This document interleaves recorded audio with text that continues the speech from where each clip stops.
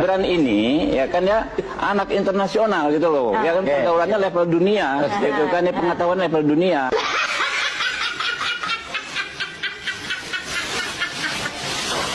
Sempat disampaikan dulu tidak asal susunya tidak tahu dari mana, Mas. Itu sebenarnya susunya yang dibagikan dari mana ya, Mas? Asal susunya. Sebelumnya kan sempat disebutkan tidak tahu asal. Sama sekali tidak dari. Dah, ya. Tentu seperti yang sudah terjadi, segala sesuatu yang berkaitan dengan Gibran itu selalu memantik polemik, selalu menimbulkan perdebatan, selalu menimbulkan huru-hara, selalu menimbulkan pro dan kontra. Seorang pemimpin itu memang wajib hukumnya selalu memberikan pernyataan politik seperti Gibran, bahwa pada saat yang bersamaan selain banyak bicara, selain banyak narasi, ya tentu yang kita harapkan adalah bagaimana wujud implementasi supaya omongan-omongan yang disampaikan oleh orang penting seperti wakil presiden itu bisa diwujudkan. Itu juga hal penting yang lainnya. Bismillahirrahmanirrahim. Assalamualaikum warahmatullahi wabarakatuh. Kali ini saya masih tertarik ingin melanjutkan bicara soal pernyataan politik yang disampaikan oleh Gibran Rakabuming Raka, Wakil Presiden Republik Indonesia, di mana pernyataan politiknya itu disampaikan dan diupload di media sosial pribadinya Gibran, tentu sebagai upaya untuk memberikan narasi dan pesan-pesan politik secara terbuka, bagaimana seorang Wakil Presiden di Republik Indonesia memberikan satu diskursus dan narasi, bagaimana persiapan Indonesia di masa-masa yang akan datang itu harus sanggup menghadapi segala persoalan yang dihadapi.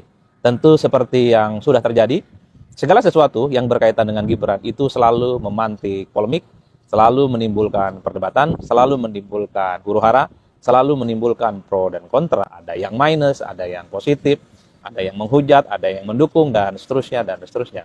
Bagi saya, terlepas dari apapun, terlepas dari pro dan kontra, terlepas dari polemik gitu ya, pejabat publik seperti wakil presiden memang seharusnya harus sering-sering memberikan statement-statement dan narasi-narasi politik kebangsaan. Terutama ini semacam oase dan optimisme, apa yang mesti dipersiapkan sebagai langkah besar bangsa Indonesia menghadapi tantangan-tantangan yang saya kira memang di masa-masa yang akan datang itu tentu tidak mudah. Jadi ketika Gibran bicara tentang bonus demografi, bagi saya terlepas pro dan kontra ini memang harus sering dilakukan. Karena harus diakui di masa-masa yang akan datang, 2030 hingga 2045, memang Indonesia sedang dihadapi ataupun memiliki bonus demografi yang cukup luar biasa. Itu tidak bisa dibantah secara statistik, secara ilmiah semua orang sudah paham. Tinggal bagaimana pada level implementasi, apakah anak-anak muda yang jumlahnya besar, usianya produktif, memang betul-betul siap untuk menghadapi tantangan global, tantangan lokal, dan tantangan nasional yang kemudian itu semua bisa dihadapi dengan indah dan bisa ada jalan keluar yang kemudian bisa membuat Indonesia itu bisa menjadi negara yang hebat dan mantap. Oleh karena itu, saya termasuk yang sebenarnya selalu berharap bahwa selain Presiden Republik Indonesia Prabowo Subianto, tentu kita juga akan selalu berharap bagaimana Wakil Presiden Republik Indonesia Gibran Rakabuming Raka harus selalu memberikan statement-statement, narasi-narasi politik kebangsaan yang memang harus tutup mata dan tutup kuping bahwa sering dibully, sering kritik, ya sebagai saya itu adalah sebagai sebuah resiko pejabat publik. Tapi yang paling penting, orang nomor 2 di negara kita, Wakil Presiden, harus terus konsisten memberikan statement dan sikap politik bagaimana seharusnya Indonesia didesain dan dipersiapkan untuk menghadapi persoalan-persoalan yang akan datang. Jadi ketika ada isu yang terkait dengan bonus demografi, saya kira ini adalah diskursus yang saya kira per hari ini masih menjadi perdebatan. Cuman sayangnya, ketika Gibran yang bicara, yang dibicarakan itu bukan isinya. Yang dibicarakan itu justru adalah pro dan kontranya. Ini soal bagaimana cara intonasi, ini kok monolog, kenapa tidak konferensi pers, kok ini kemudian kira-kira teksnya dihafalin, dan seterusnya, dan seterusnya. Ya oke lah, tapi bagi saya memang kita juga harus mulai bagaimana mengkritisi secara substansi soal bonus demografi itu. Apa betul anak-anak muda itu, anak-anak yang kemudian disebut dengan produktif itu, di 2030 hingga 2045 itu sanggup kompetitif untuk menghadapi persoalan-persoalan global, terutama misalnya persoalan ekonomi, persoalan politik, dan seterusnya. Di tengah per hari ini misalnya, begitu banyak anak-anak muda yang saya kira persoalannya kompleks. Anak muda itu kan dipaksa untuk sukses muda, menjadi tulang punggung keluarga, untuk segera melahirkan generasi emas. Belum lagi mereka itu misalnya diharapkan untuk menjadi pemimpin-pemimpin di masa yang akan datang. Sementara pada saat yang bersamaan, begitu juga anak-anak muda yang lain itu kan kesulitan untuk mencari akses terhadap kehidupan yang layak, mencari pekerjaan, kemudian banyak juga yang bagaimana mereka kesulitan untuk misalnya mengakses dunia perkuliahan S1, S2, dan seterusnya, dan seterusnya. Saya lebih penting untuk bicara itu. Tapi di luar itu semua, saya kira saya tertarik untuk berkomentar bagaimana respon dari politisi PDIP dan termasuk juga terkait dengan bagaimana tweetnya Anies Baswedan yang ada di X yang saya kira disampaikan secara berkala. Kenapa saya tertarik untuk membahas politisi PDIP, Deddy Sitorus dan kemudian Anies Baswedan? Karena saya kira dua tokoh ini, dua sosok ini saya kira memberikan respon secara langsung terkait dengan statement politik Gibran terkait dengan bonus demografi. Pertama, Deddy Sitorus dalam sebuah pernyataannya secara terbuka mengatakan bahwa jangan terlampau bikin banyak video, jangan terlampau bikin banyak wacana, jangan terlampau bikin banyak narasi-narasi. Yang paling penting itu adalah kerja dan kerja. Saya kira itu adalah sesuatu yang kemudian menimbulkan perdebatan selanjutnya. Bahwa apa yang disampaikan Deddy Sitorus ya, saya kira memang secara substansi nggak ada soal. Karena apapun judulnya, yang terpenting dari seorang pemimpin itu adalah mewujudkan bagaimana visi misi dan janji-janji politik seorang pemimpin itu memang diwujudkan. Tapi sekali lagi, ketika ada seorang pemimpin, wakil presiden bernarasi ya tentu itu sah saja.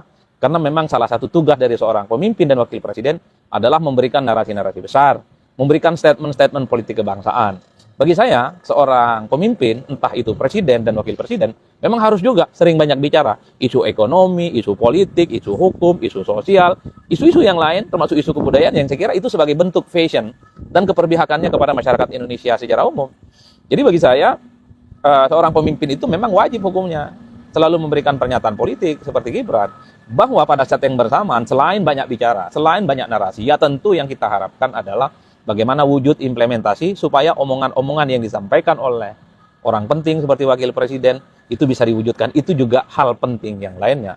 Oleh karena itu ketika Deddy Sitorus kemudian menanggapi pernyataan Gibran itu dengan mengatakan jangan terlampau banyak bikin video, jangan terlampau banyak bicara, itu kan menimbulkan perdebatan yang saya kira cukup luar biasa. Publik melihat itu sebagai babak lanjut bagaimana konflik politik antara PDIP dengan keluarga besar Jokowi. Karena apapun, Gibran ini adalah Jokowi Junior.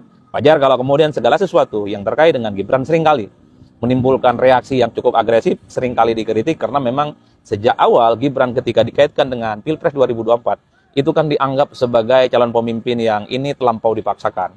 Bahkan dulu Pandana Baban kalau tidak salah mengatakan, wah ini adalah anak kemarin sore, karbitan, dan seterusnya, dan seterusnya.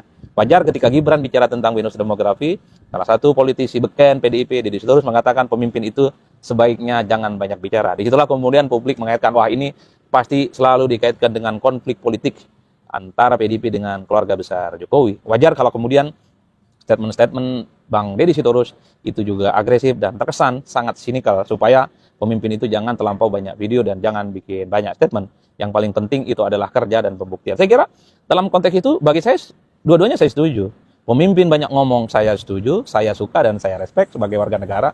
Tentu sebagai amunisi pengetahuan karena pemimpin tentu tidak mungkin dong tidak bicara. Pemimpin itu memang harus banyak bicara. Soekarno itu sering bicara tentang nasionalisme, bicara tentang identitas, bicara tentang bagaimana kemandirian Indonesia menghadapi persoalan-persoalan global dan seterusnya. Tapi pada saat yang bersamaan yang paling penting adalah jangan hanya berhenti pada persoalan bicara dan narasi. Yang paling penting adalah bagaimana narasi-narasi yang disampaikan seorang pemimpin, wakil presiden dalam hal ini, itu diwujudkan dalam wujud yang konkret, sekonkret-konkretnya. Jadi kalau kita mau meletakkan perdebatan ataupun kritik Deddy Sitorus terkait dengan... Halo teman-teman, berjumpa bersama saya di Danker 94. Teman-teman, ini menarik bagaimana wakil presiden kita Gibran Rakabuming Raka ya ini sangat kontroversial. Bagaimana setiap beliau itu ditanya, baik mahasiswa, baik itu tokoh-tokoh, baik itu kalangan profesional, bahkan hingga siswa-siswi, teman-teman, selalu mengelak ya. Selalu jawabannya itu tidak nyambung, selalu jawabannya itu tidak relates ya. Bahkan tidak nyambung dengan apa yang ditanyakan. Ini membuat sorotan publik ya, selalu viral di media sosial ya. Ini sangat jelas sekali bagaimana kualitas dari seorang wakil presiden kita. Dan kalau kita melihat bagaimana kritikan-kritikan yang terjadi untuk Gibran, ini ya bukan tanpa alasan ya. Kritikan-kritikan tersebut sebenarnya karena ya Gibran ini seolah-olah seperti dipaksakan untuk maju sebagai wakil presiden ya. Sedangkan Gibran bukanlah anak yang cukup usia pada saat itu, teman-teman ya. Memang belum cukup sih. Namun karena ada pamannya ya, diduga ada pamannya di MK, akhirnya aturan itu dirubah ya, sehingga memajukan dia sebagai wakil presiden dan akhirnya menang, apalagi pada saat bapaknya masih berkuasa sebagai presiden. Itulah yang disayangkan banyak pihak ya, apakah mendapat jabatan itu harus melibatkan orang tua ya kan. Bagaimana menurut kalian? Kita diskusi ya.